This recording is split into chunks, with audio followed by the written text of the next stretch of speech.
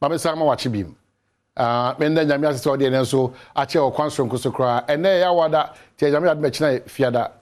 So kakra na watch is already the any edini oni awie ne kama. Said ye call e bia said be sia ko bia till Friday no. O da gitum se wo nkwan wade nyina. That's the most important thing. And na pe no mane mienu pe ana metwe wadwene siso. Na eya aseda ne chopa na mekoso. Wo ha na watch be ana bosumi be bakuni. Ade amaya ye chopa ene aseda. If we say ehia yie pa chopa na ko je ya disua ehon nsem. UTAG for Nkommo money edia mana brobo so so eno ada Nkommo ne say ntiasia ye adwuma wono ko back to classroom nemum University of Ghana a teacher for no de wono asinkete say there be da on de nya de wono be ko na wona ko china still except the chopper ba na de ha adwika kan say sha se court share si ntu ana mo bi na sa na mo ntoni ntu say the court say share na ha adwin ye pa University of Ghana a teacher for madaroma yesremu ankasa de court share ne say monko classroom monko chira de na monsan ko back to the negotiating table eno na mesre say munyina amadwene ko benkro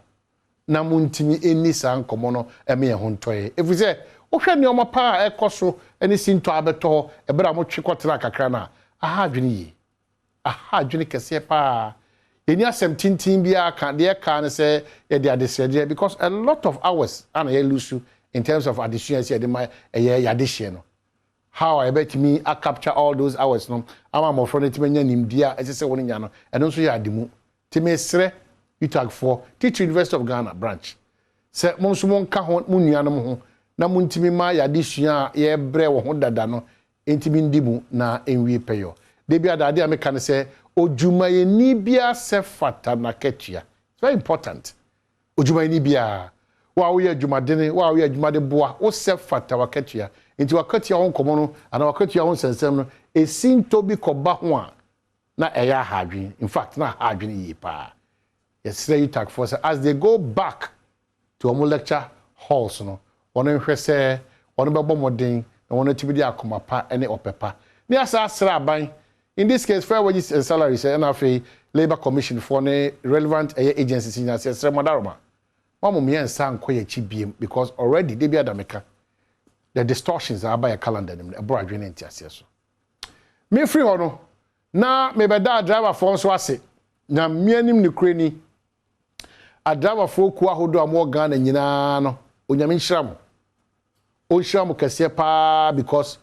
o hwede ekoso ama ahodo nyina fa petrol ho nsema onyame anim ne kreni Ghana a driver for ku ahodo nyina no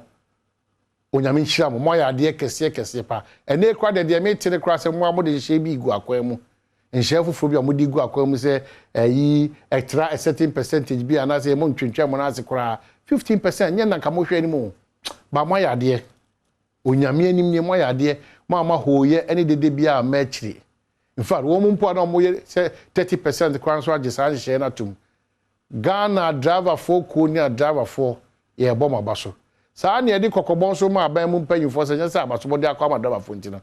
mo de 6 bed na mo 9 na mo de fufu ada na mo kwaye da bi ehia pa se ebribi adamonia driver fo bedi ni yie we se monia driver fo ni yie a ehun sunsanso no emwa ye nyina as oman very very very important etimeda driver fo ku ahodo nyina ase besi a driver fo mi na me sa ka driver fo se yetu anamo ese fata se ni de na ya kwantempo nyina so so yenhwe ni yi efse nkwanhia gusu si moja gusu hwiegu dodo na ye avoidable enti de betimi asi wo kwan abo ho ban de yesre driver for a passenger for car owner station masters obia wo chefa efse road safety nkwantim nya sa adwuma no obia wo chefa enti ekwan so enye jojo emfa eman ye wie ne krakrakra no yenye careful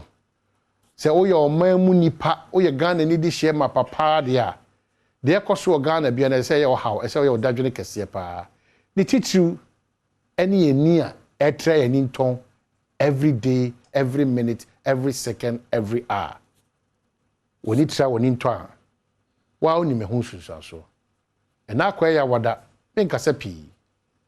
makraw me ko but areshem ni se Ghana achia nenso emuye nyame adma ebeseshia